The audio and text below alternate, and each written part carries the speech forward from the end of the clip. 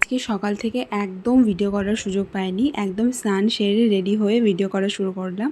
আজকে সকাল সকাল বেরিয়ে পড়েছি হ্যান্টাকালী মাকে পুজো দিতে। এই মন্দিরে ভাবি আমরা আসবো, কিন্তু আসাই হয় না, কোনো না কোনো রকম ভাবে বাধা পড়ে যায়। কিন্তু আজকে ফাইনালি আসতে পেরেছি। আর এই সেই মিষ্টি হ্যান্টাকালী মা। আর আমাদের কপালটা বেশ ভালো ছিল, আমরা গিয়ে দেখি পুজোতে বসে গেছে। অমনি ভোগ দিয়ে আমরা অঞ্জলি দিতে শুরু করি।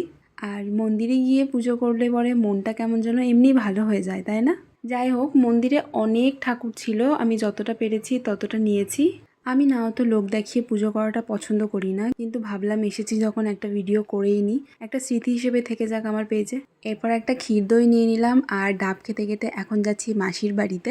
হ্যাঁ, আবারও যাচ্ছি মাসির বাড়িতে, কারণ একটু কিছু হলেই মাসির বাড়ি যেতে ইচ্ছা করে কেন জানি না। জোকস অ্যাপার্ট, আজকে আসলে জহরা মায়ের মেলাতে যাব বলে যাওয়াই হচ্ছে না। মাসির বাড়িতে এসে বোন এদিকে দেখাচ্ছে ও বার্থডে গিফটে কি কি পেয়েছে। আসলে বার্থডেতে ওর আমি ছিলাম না, সেই সময় মামার বাড়িতে ছিলাম, তাই আর আসা হয়নি। তারপরে আমরা যে দইটা এনেছিলাম সেই দইটা খেলাম। আজকে যেহেতু শনিবার, সেজন্য মাসির বাড়িতে আজকে নিরামিষ হয়েছে। আজকে ছিল আলু ভাজা, আমার ফেভারিট সয়াবিনের তরকারি, আর মাসিকে আমি বলছিলাম ডালটা আমার পাতেই দিয়ে দিতে, তাও বলছে বাটিতেই খা। তো যাই হোক, খাওয়া দাওয়া সেরে কিছুক্ষণ রেস্ট করে আমরা এখন যাচ্ছি মেলাতে। আর আজকে মেলাতে এত ভিড় হয়েছিল, মানে সেটা বলার বাইরে। আর এটা হচ্ছে সেই জহরা মায়ের মন্দির। এই বৈশাখ মাসে তো পুজো দেওয়ার চান্সই পাওয়া যায় না। ধরো তুমি ভোরবেলায় লাইন দিলে আর তুমি পুজো দিতে পারবে সন্ধেবেলা। বছর কয়েক আগে আমরাও পুজো দিয়েছিলাম, সেই ভোরবেলা লাইন দিয়েছিলাম। আমরা মন্দিরে ঢুকেছিলাম 6টার দিকে।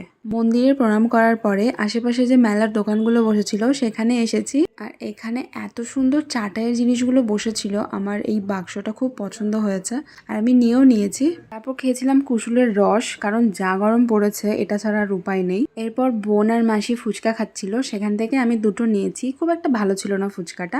আর জিলিপির দোকানে এসে দেখি জিলিপি এগুলো এত সুন্দরভাবে ভাজছে, আর জিলিপির চেহারা দেখো। পরে জানতে পারলাম যে এটা কলাইয়ের ডালের জিলিপি, এরকমই হয়। এরপর মা, বাবা, মাসি, বোন এরা সবাই আইসক্রিম খাচ্ছিল, কিন্তু আমি নিইনি। আমি একটু বাইরের খাবারটা অ্যাভয়েড করছি, কিন্তু বোন ছাড়ার পাত্র নয়, ওর ওখান থেকে 2 বাইট নিতেই হলো। এরপর আমি বাড়ি চলে আসি, আর মা একটু মার্কেটে কাজ আছে জন্য নেমে গেছে। বাড়ি এসে আমি একটু স্কিন কেয়ার করছি, কারণ আমার স্কিনটা একটু ডাল মনে হচ্ছে।